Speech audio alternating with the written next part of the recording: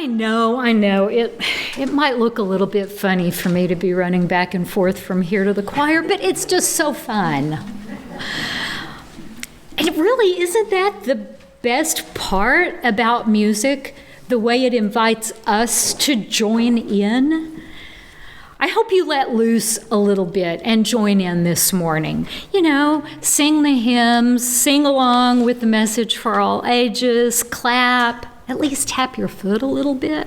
You know, it's so easy these days when there are music professionals who do the job to feel like we're not invited to be part of it, that we have to be a good audience, to listen quietly and be still and let the professionals perform the music.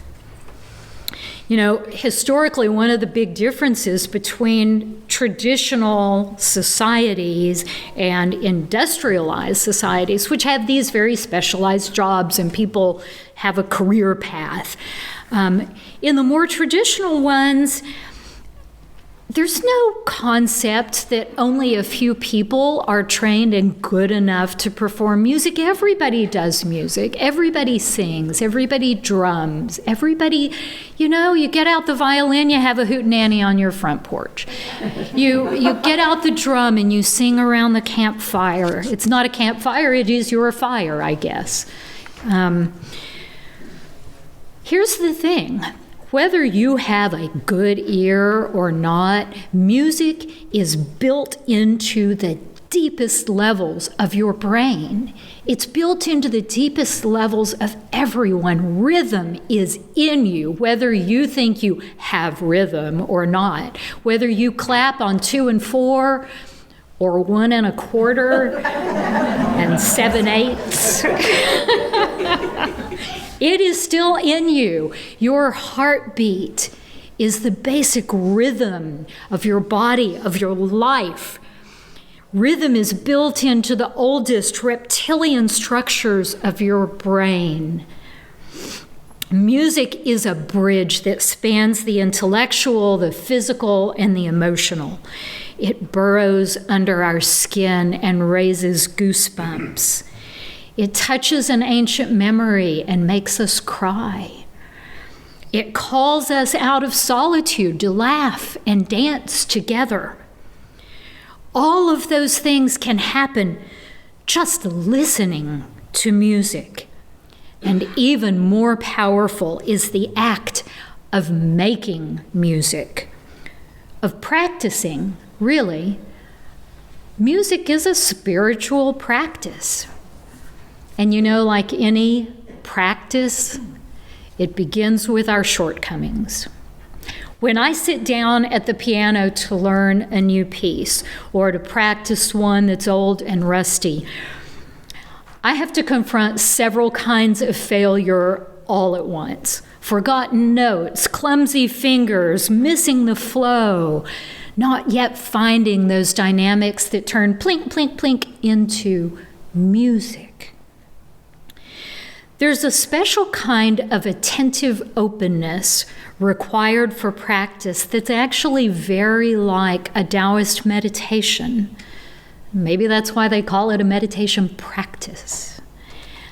To practice music effectively, you have to be aware of both the flow of the music itself, the rise and fall of phrases, the loops and recursions of melody, the accuracy of notes and rhythms, but most importantly, the emotion the piece is trying to convey and how performing the music feels in your body. As in meditation, you have to find the place where you can observe errors without getting caught up in them. Watch them like bubbles in a stream with clarity, but without judgment. Because judgment is what will get you. I started taking piano lessons again as an adult after a long break. And the things my teacher worked on with me the most were a little surprising. It wasn't just fingering. It wasn't even notes and rhythms. Instead, here's what he told me. Stay focused. Look ahead. Let go of the tension in your shoulders. Play with quiet hands. Play deep. Once you get beyond the most basic technical fixes into how to make expressive music, the lessons become spiritual, and playing becomes a prayer, where you have to let go of that paralyzing self-consciousness, by which I mean hyper-consciousness of yourself as separate, and enter into the flow of something much deeper. I had a minor epiphany along these lines at one lesson. As you may have noticed, I tend to wave my hands around a lot when I talk. Well, it turns out I do the same thing when I'm playing the piano. And obviously that causes a lot of missed notes and broken phrasing. So my teacher said, it's part of your natural expressiveness, but you're getting in your own way. All that extra motion makes it harder than it needs to be. All that extra motion makes it harder than it needs to be. You know, somehow I don't think I'm the only one.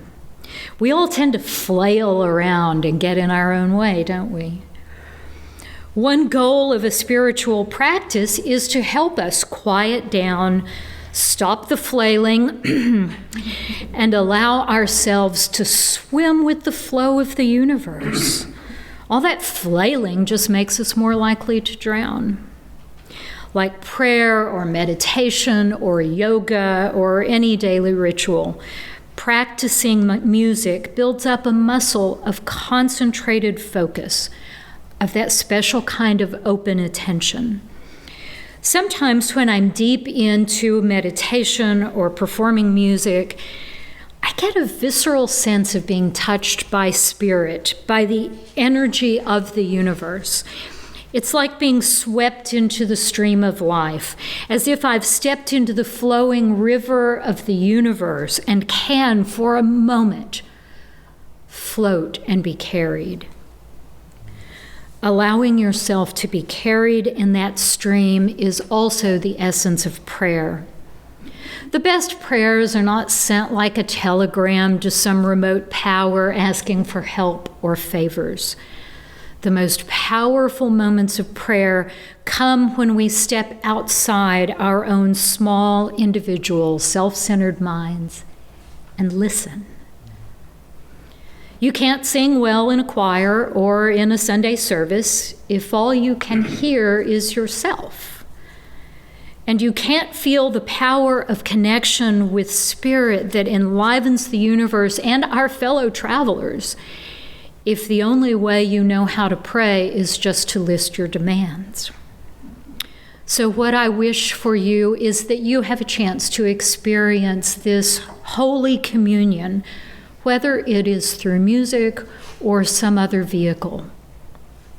And I hope that this morning feeds your heart and brings you a taste of praying in shared harmony. May your life be as a song.